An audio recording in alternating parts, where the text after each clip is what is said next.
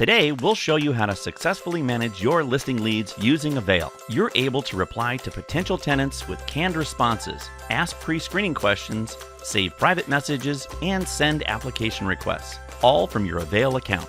As a landlord, you'll be email notified upon receiving each new lead. Now let's dive into how to manage leads within Avail.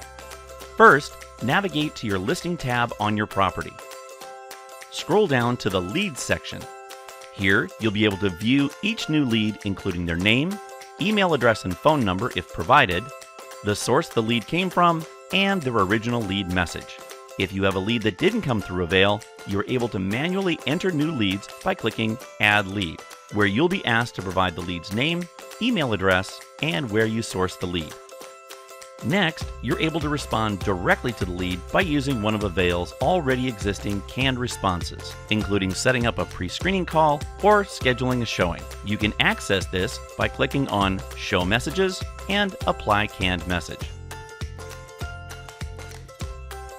You're even able to write a private message that is only seen by you.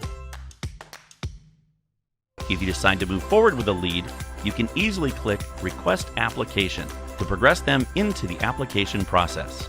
This will trigger an email asking them to complete an application online with Avail.